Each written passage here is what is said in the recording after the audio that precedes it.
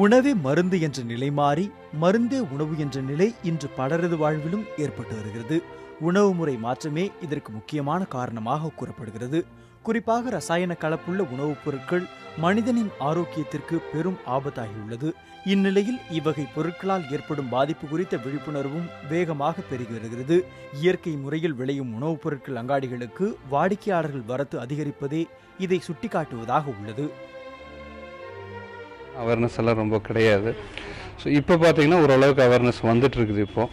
So இதெல்லாம் பார்த்தீங்கன்னா இப்போ தான் ரொம்ப காய்கறிகள்லாம் பார்த்திங்கன்னா நிறைய மருந்தெல்லாம் அடித்து அதோட ஸ்மெல்லு அதோட டேஸ்ட்டு எல்லாமே நம்மளுக்கு சூட் ஆகாத மாதிரி இப்போ நிறைய ஆயிடுச்சு.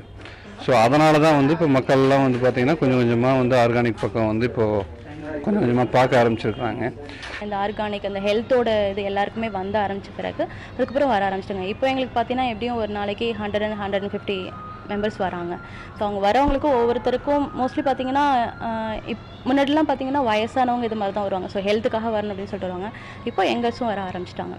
ஒவ்வொன்றும் பார்த்து கேட்டு இது இப்படி பண்ணணும், இது எதுக்காக யூஸ் பண்ணுறாங்கன்னு சொல்லிட்டு எல்லாமே கேட்டு வாங்கிட்டு போகிறாங்க.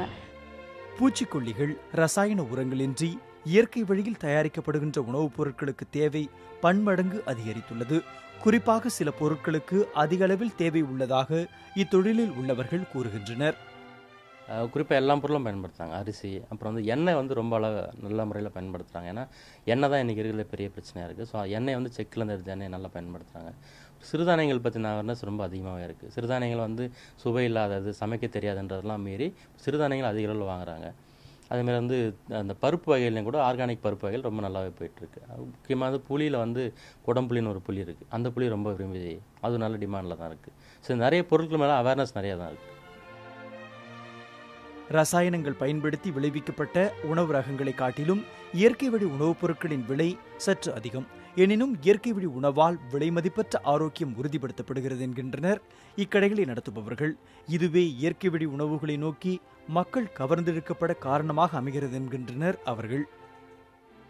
மிடில் ஏஜ் மக்களுக்கு ஏன் அதிகமாக இருக்குன்னா, கொஞ்சம் கல்யாணம் ஆகி குழந்தை வந்த அப்புறம் தான் நம்மளோட ஹெல்த்து நம்மளுக்கு ஒரு 30-40 இயர்ஸ் ஆன அப்புறம் கொஞ்சம் ஹெல்த் ப்ராப்ளம்ஸ் வரத்துக்கு வாய்ப்பு ஜாஸ்தி. ஸோ அண்ட் குழந்தைங்களுக்கு நம்ம ரொம்ப நல்ல ஆரோக்கியமான சத்தான உணவு கொண்டு போகணும் அப்படின்னு நம்ம குழந்தைகளுக்கும் நம்ம தேடணும். நம்மளுக்கும் மொல்ல ஒவ்வொரு சில பேருக்கு ஒவ்வொரு நோய்கள் வர ஆரம்பிக்கிறது. ஹார்ட் ப்ராப்ளமோ இல்லை பிளட் ப்ரெஷரோ இல்லை இந்த மாதிரி. ஸோ அதனால மிடில் ஏஜில் தான் நான் சொல்லுவேன் இந்த தேடல் ரொம்ப ஜாஸ்தி. அன்றாடம் விரும்பி சாப்பிடும் உணவுப் பொருட்களில் அளவுக்கு அதிகமாக ரசாயனம் கலந்திருப்பதாக தகவல் வெளியாகி மக்களை அச்சுறுத்தி வருகிறது. மறுபுறம் இயற்கை முறையில் உருவான பொருட்களை பயன்படுத்தி அனுபவபூர்வமாக கிடைத்த நன்மைகளும் மக்களுக்கு அதன் மீதான நம்பிக்கையை அதிகரித்துள்ளது. தேங்காய் எண்ணெயில் என்ன அறிவு கட்டி வரைக்கும் அதில் பாரஃபின் வேக்ஸ் கலக்கிறதா நான் பார்த்துருக்கேன். ஸோ அந்த பாரஃபின் வேக்ஸ் முடி உதறதுக்கு காரணமாக இருக்குது. இள நிற வரத்துக்கும் நிறைய காரணமாக இருக்குது. என்னோட தம்பி பொண்ணுக்கு ஏற்கனவே இந்த நிற வந்த போதும் முடி உதறது ஆரம்பிச்சது போதும் இதை தடவினதில் பெனிஃபிட் பார்த்ததுனால நானும் இப்போ அதை யூஸ் பண்ண ஆரம்பிச்சிருக்கேன். இதனால் என்னோட முடி உதறதும் நிறைய குறைஞ்சி போயிருக்கு. இந்த பெனிஃபிட் இதில் இருக்குன்னா வயத்துக்கு போகிற நல்லெண்ணெய் அந்த மாதிரி ஆயிலில் எவ்வளோ ஹெல்த் பெனிஃபிட்ஸ் இருக்குங்கிறத உணர்ந்ததால் even price is little bit costlier அதை மைண்ட் பண்ணாமல் இங்கே வாங்க. இவ்வளோ தூரம் வர்றதுக்கும் ட்ராவல் பண்ணுறதுக்கும் அஞ்சறது கிடையாது. பசுமை அங்காடிகள் சென்னை, கோவை போன்ற நகரங்களில் பெருக தொடங்கியுள்ள நிலையில் சிறு நகரங்களிலும் கூட இவற்றுக்கு தேவை உருவாகியுள்ளது. இந்நிலையில் இவ்வகை கடைகளை திறப்பது வருமானத்திற்கான ஒரு வழியாக மட்டுமல்ல, ஆரோக்கியமான ஒரு சமுதாயத்தை உருவாக்கும் சேவையாகவும் பார்க்க வேண்டியுள்ளது.